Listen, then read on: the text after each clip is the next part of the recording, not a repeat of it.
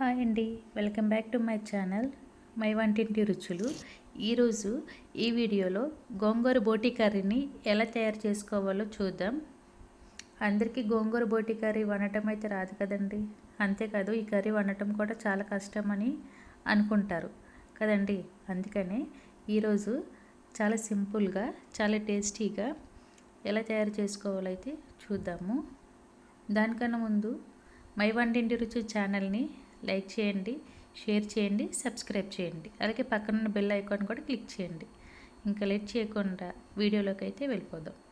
ముందుగా బోటీని నిమ్మరసం, ఉప్పు వేసి బాగా శుభ్రంగా కడగాలి.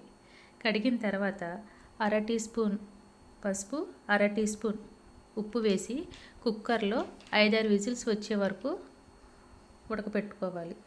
బోటి ముదురుగా ఉంటే మటుకు 10 విజిల్స్ అయినా రావాలండి. ఇలా ముందుగా బోటీని ఉడకపెట్టుకొని ఉంచుకోవాలి. ఇప్పుడు స్టవ్ ఆన్ చేసి పాన్ పెట్టుకొని ఆయిల్ హీట్ అయిన తర్వాత ఉల్లిపాయలు, పచ్చిమిర్చి వేసుకొని బాగా మగ్గించాలి. తర్వాత గసగసాలు, అల్లం వెల్లుల్లి పేస్ట్ కూడా వేసుకొని మరో 5 నిమిషాలు వేయించుకోవాలి. ఇక్కడ క్లిప్ మిస్ అయిందండి. తర్వాత ముందుకు ఉడకపెట్టి ఉంచుకున్న బోటీని వేయాలి. వేసిన తర్వాత టేస్ట్కి సరిపడా సాల్ట్ అయితే వేసుకోవాలండి. బోటీని ఉడకపెట్టేటప్పుడు సాల్ట్ అయితే వేసుకున్నాం కాబట్టి చూసి వేసుకోండి. ఉప్పు వేసుకున్న తర్వాత మసాలా అంతా బాగా పట్టేలాగా కలుపుకోవాలి. ఇలా కలుపుకున్న తర్వాత కారం అయితే వేసుకోవాలండి. కారం 4-5 స్పూన్లు కారం అయితే పట్టిద్ది. ఎందుకంటే ఇది గోంగూర వేస్తున్నాం కాబట్టి ఆ మాత్రం కారం అయితే పట్టిద్దండి. కారం వేసుకున్న తర్వాత గరం మసాలా వేస్తున్నాను. ఈ గరం మసాలా హోమ్మేడ్ గరం మసాలా అండి. ఇది ఇంట్లోనే ప్రిపేర్ చేసుకున్నది. త్వరలో ఈ వీడియో కూడా పెడతాను. గరం మసాలా వేసుకున్న తర్వాత కొత్తిమీర కూడా వేసుకొని ఈ మసాలాలన్నీ బోటికి బాగా పట్టేలాగా కలుపుకోవాలండి. ఇలా కలుపుకున్న తర్వాత మూత పెట్టుకొని ఒక 5 నిమిషాలు మీడియం ఫ్లేమ్లో బాగా మగ్గించుకోవాలి.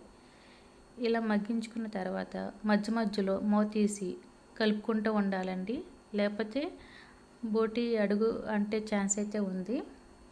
ఇలా కలుపుకున్న తర్వాత ఇప్పుడు గ్రేవీకి సరిపడా వాటర్ అయితే పోసుకోవాలండి. ఇక్కడ 2 నుంచి 3 గ్లాసుల వాటర్ అయితే పట్టిద్దండి. ఇలా వాటర్ పోసుకున్న తర్వాత బాగా కలుపుకొని మూత పెట్టుకొని 10 నుంచి 15 నిమిషాలు బాగా ఉడకపెట్టుకోవాలండి. ఇలా 10-15 నిమిషాల తర్వాత గ్రేవీ చిక్కబడిద్దండి.